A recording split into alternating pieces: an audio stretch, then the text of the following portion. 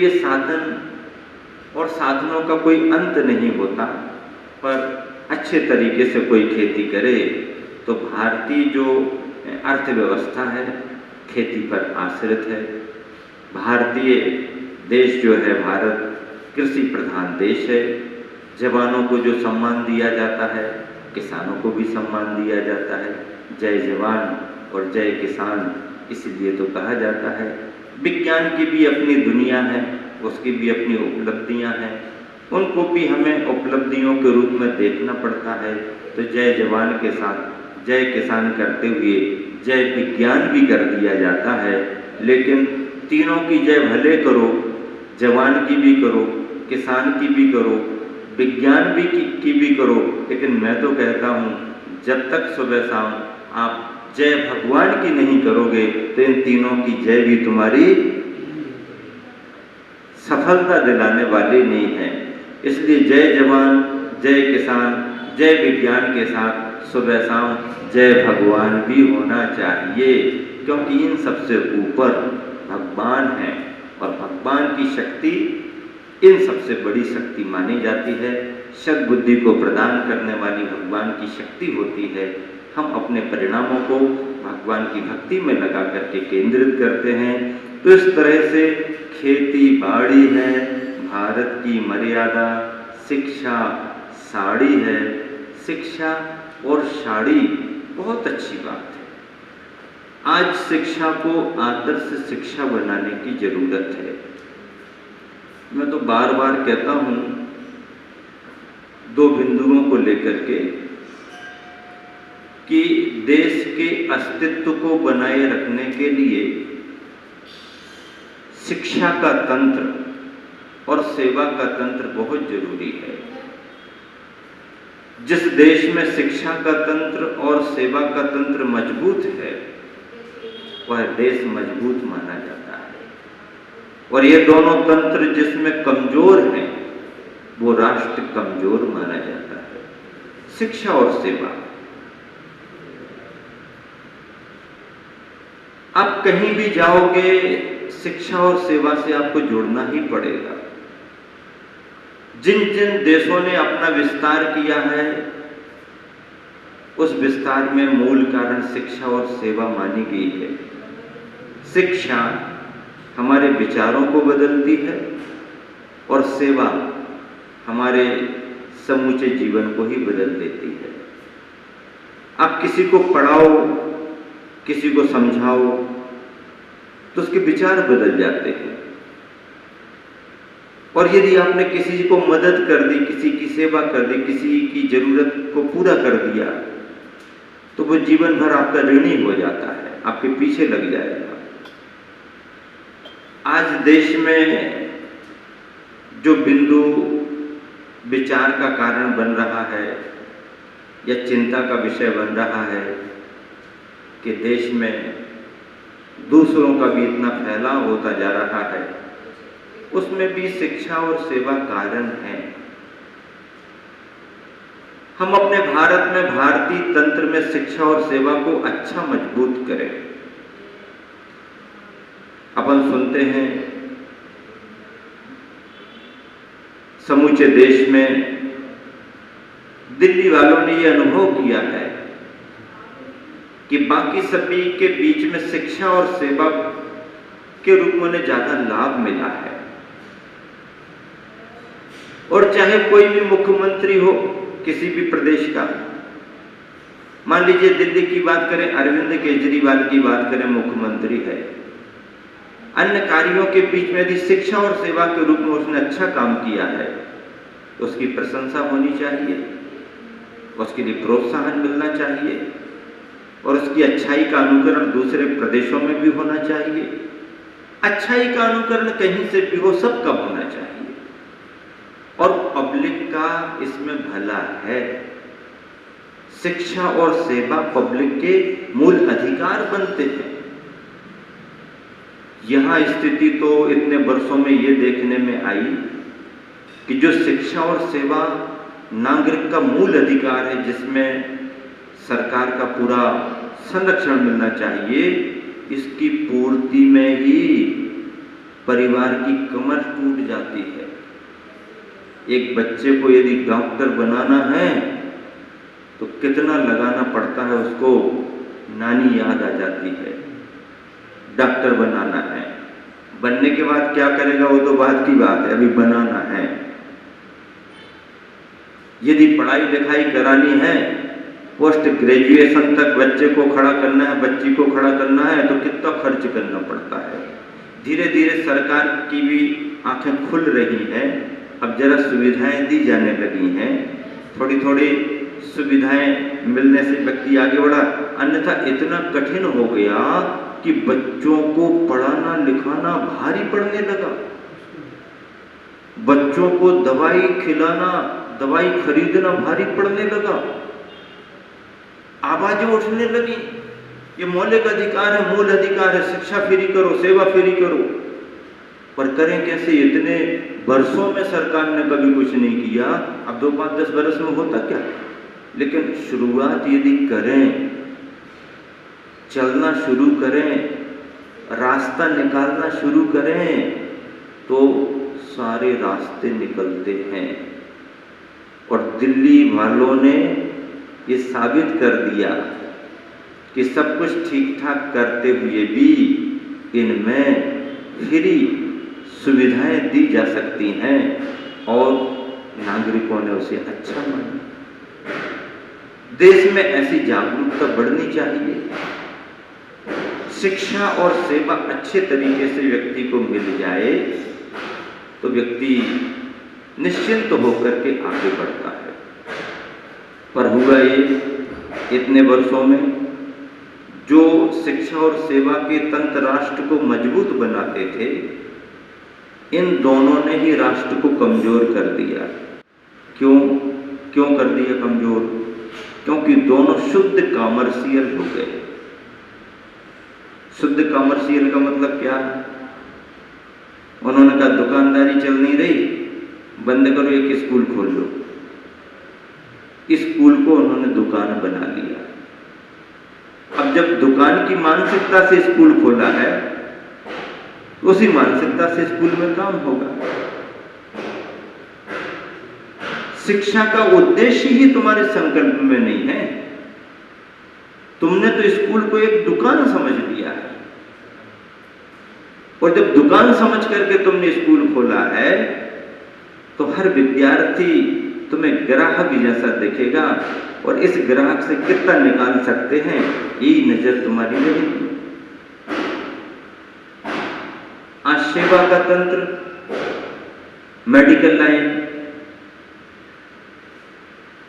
काम धंधे नहीं चले, अस्पताल खोल लो, नर्सों को बुला लेंगे, डॉक्टर को लगा लेंगे, थोड़ी पूंजी लगाओ, फिर तो निकालना है। और फिर पूरी मेडिकल लाइन कॉमर्शियल हो गई।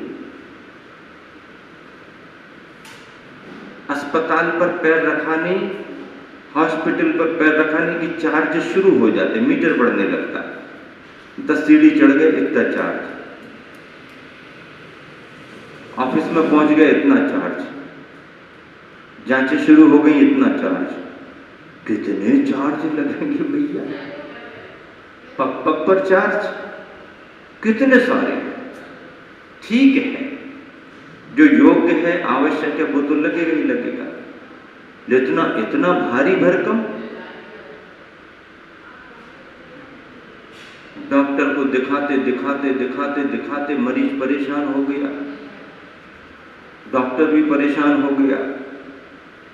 आखिरी में डॉक्टर ने पूछा कि अब तो सब ठीक ठाक है ना, कोई बात की परेशानी तो नहीं है? तो कहने लगा बाकी सब ठीक ठाक है, बस एक ही परेशानी है, पसीना नहीं आता। तो बोले ठीक है, इस बार हमारा बिल ले जाओ, अपने आप पसीना आ जाएगा। क्या? इस बार हमारा बिल ले जाओ, आपको अपने आप पसीना आ जाएगा। मतलब इतनी सारी बातें मेडिकल लाइन। और आजकल मेडिकल लाइन में जितना समझ लीजिए कि लापरवाही लोभ वृत्ति आदि आदि ठीक नहीं है। सेवा है, श्रम है, आपकी योग्यता है, आप लेने के अधिकारी हो, सामने वाला आपको देगा। लेकिन इतने बड़े बड़े चार्जेस, ये तो सेवा नहीं है। और वो क्या करें, पूरे देश में ऐसा निश्चित है तो कर रहे हैं। सेवा बुरी नहीं है, क्योंकि एक व्यक्ति डॉक्टर बनता है तो वो कितना लगा करके बनता है। जब इतना लगा करके बना है तो क्या फ्री फोकट में लगाया उसने? वो तो उसी नजरिए से आगे बढ़ा है कि इतना लगा रहे हैं तो कैसे निकालेंगे, इतना लगा रहे हैं तो कैसे निकालेंगे। और ये शुद्ध कॉमर्शियल हो गए। इसलिए दोनों तंत्र देश को कमजोर कर रहे हैं। हालांकि सभी डॉक्टर ऐसे नहीं होते, डॉक्टरों में देवता भी होते हैं, आदर्श डॉक्टर भी होते हैं। और इस समय भले ही पुरानी अवस्थाओं को लेकर के हम चर्चा कर रहे हों कि शिक्षा और सेवा का तंत्र बिगड़ा हुआ है, तंत्र तो बहुत पुराने समय से बिगड़े हैं, पर उन सबके बीच में आदर्श तंत्र भी है। आदर्श कम होने के कारण उसकी चर्चा जल्दी नहीं आती है, लेकिन आदर्श तो आदर्श ही है।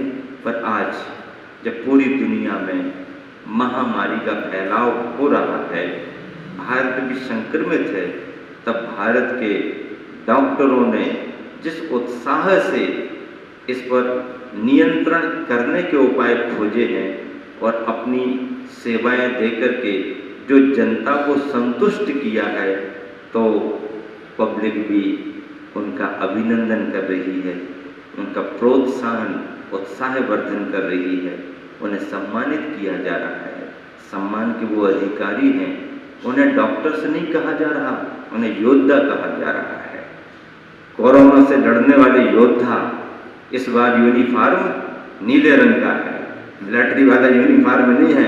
इस युद्ध में डॉक्टरों का यूनिफॉर्म, योद्धाओं का यूनिफॉर्म नीले रंग का है। मतलब उनके अंदर ऐसा हौसला भर दिया है, इतना उत्साह भर दिया है कि उनको अपनी सेवाओं में बहुत संतुष्टि मिल रही है। तो जब जब भी संकट आता है, हमारे देश के डॉक्टर्स इस तरह से बीमारियों में सेवाएं देते हैं, उनकी प्रशंसा की जाती है, प्रशंसा मैं कर रहा हूँ।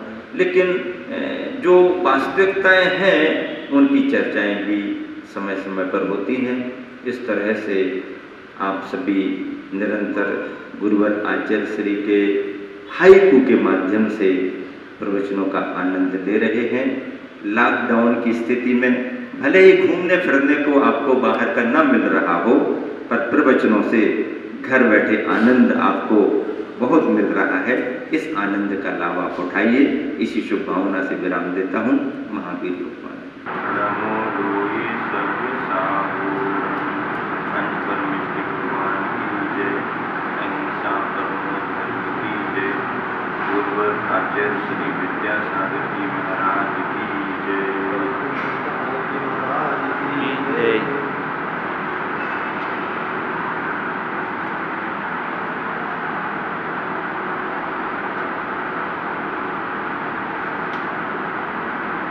प्रवचनमाला में एक एक बिंदु, एक एक सिंधु की तरह है। बूंद छोटी दिखती है, लेकिन उसमें समझ लो जैसे कि सागर समाया हो। छोटे छोटे सूत्र वाक्यों में आचार्य श्री के संदेश चल रहे हैं।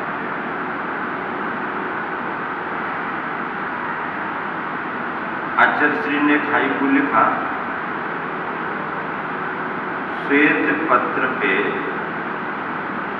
श्वेत स्याही से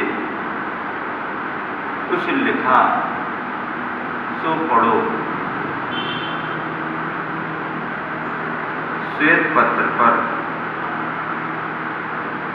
कागज सफेद है और लिखने वाले ने लिखने में सफेद स्याही का प्रयोग किया। अब सफेद पत्र पर सफेद स्याही का प्रयोग करे तो कैसे दिखेगा?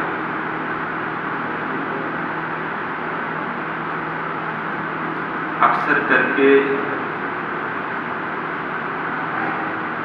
सफेद कागज पर नीली, काली, हरी, लाल स्याही का उपयोग तो होता है,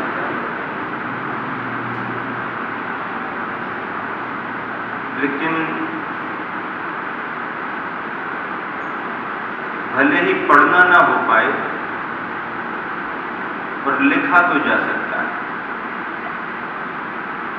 श्वेत पत्र पर श्वेत स्याही से कुछ लिखा सो पढ़ो। लिखा भी है, उसे पढ़ना भी है।